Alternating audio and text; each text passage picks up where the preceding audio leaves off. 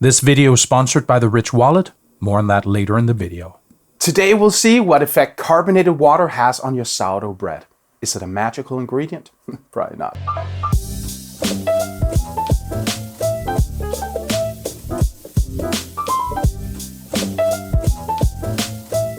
Hi, I'm Sune and I'm a food geek. Today's experiment is all about water, in this case carbonated water.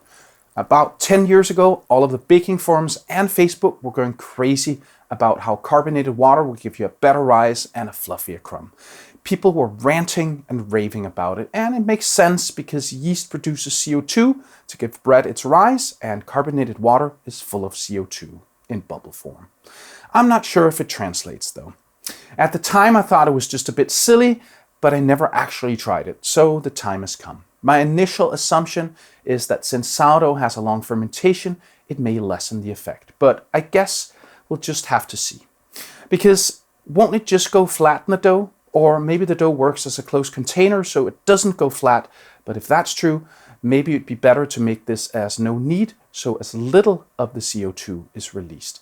Let me know what you think in the comments. So I've completely stopped using a regular wallet. Everything I need is on a plastic card these days, and the Rich just makes an awesome durable card holder with room for up to 12 cards. Now Rich also makes a matching key case. You can attach it to your keys as I did, or just put it in your pocket. Isn't it just gorgeous? This is my new daily driver. Get the best offer with link rich.com/foodgeek. Right now you can save up to 40% through December 22nd. That's rich.com/foodgeek. Thank you to Rich for sponsoring this video.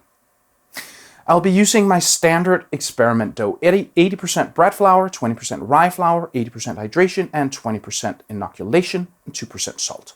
This way, you should be able to compare results across videos and get a better idea of improving your methods and recipes. If you'd like to support the channel, please consider joining my Patreon. You can also buy some merch, or use the super thanks, or use the links in the description for tools and ingredients. Those were the words. This is the experiment.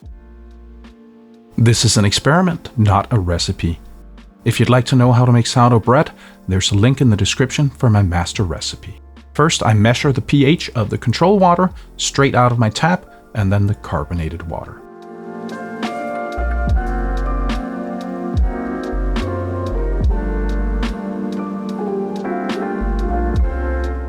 Tap water is 7.18, which is pretty neutral. If you don't know the pH scale, 7 is neutral, anything below is acidic, and above is basic.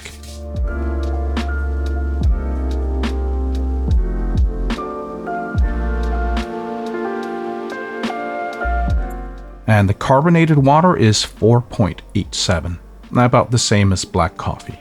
Alright, then I'll have a taste. As this is my standard water, it tastes pretty neutral to me, delicious and refreshing. This tastes somewhat sour, otherwise it also tastes neutral. Alright, now it's time to make the bread. First I mix everything for the dough of each bread.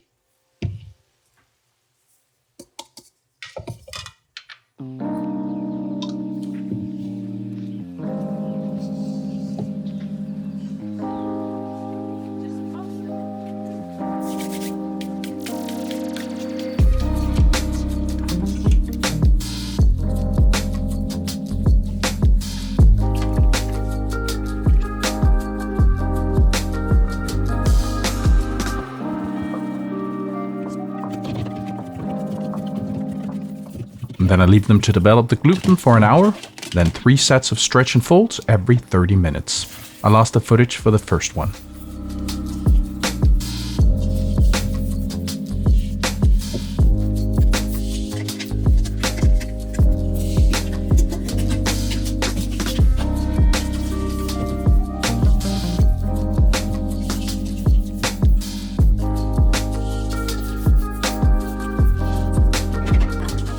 Then I put each dough in a bulking container, level the top,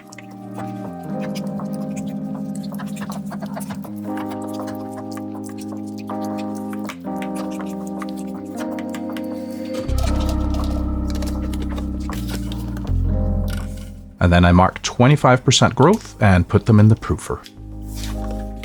The control finishes first, so I pre-shape it.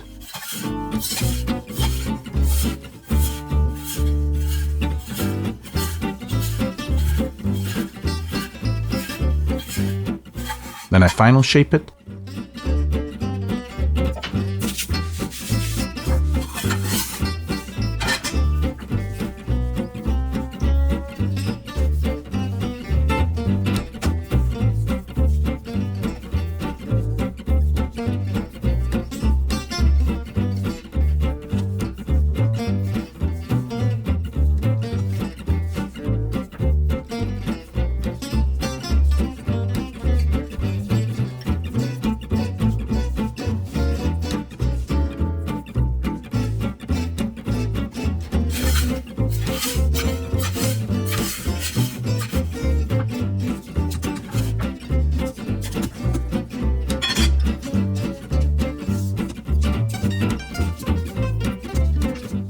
And I put it in the fridge for a retard.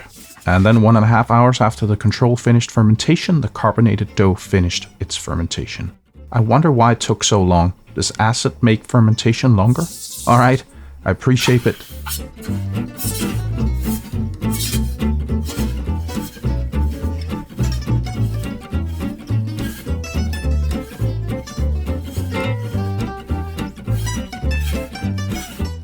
And then final shape it.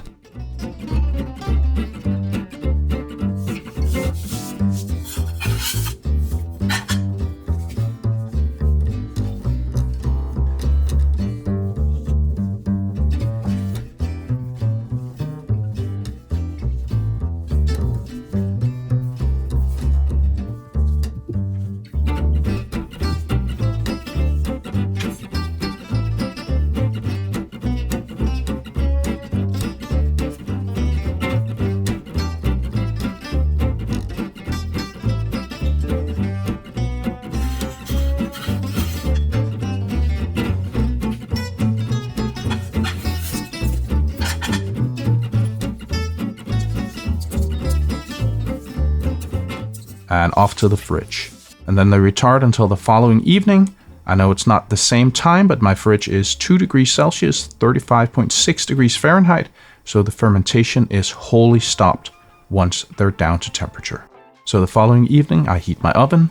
When it's hot, I bake the 2 loaves using 2-stage baking.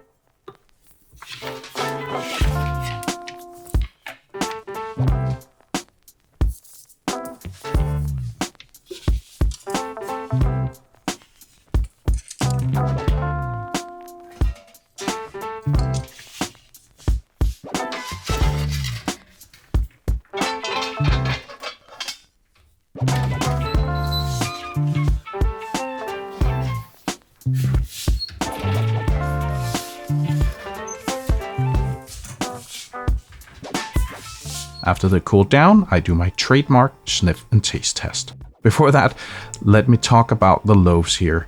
They look almost identical, same oven spring, same color. The crumb doesn't look any different, not more fluffy or more open. Alright, on to the sniffing. This one I've both smelled and tasted so many times. It's slightly sour, very bready, and has some burnt notes from the crust. But this other one, there's absolutely nothing that sets it apart from the control. Okay, taste time. I never get tired of this bread.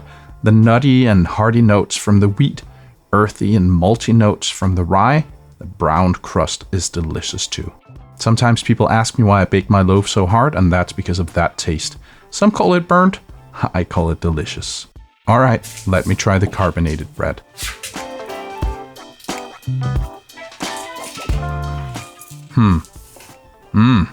Well, it's delicious, but I don't taste anything different. It's not even sour. Stay tuned for my conclusion. So, unfortunately, that didn't really make a lot of difference. That doesn't mean we wasted our time though. It means that we need to buckle down and develop new experiments. How would it work if we used commercial yeast? Maybe fast fermentation is the way to go. Maybe it works better in smaller loaves, aka rolls or buns. I know that open crumb tends to work better if the mass is smaller. Let me know what experiment you'd like to see. Please like, share, and subscribe. It helps me a lot. I hope you learned something today, and remember, I'm your huckleberry. I didn't think you had it in you. I'm your huckleberry. See you next time.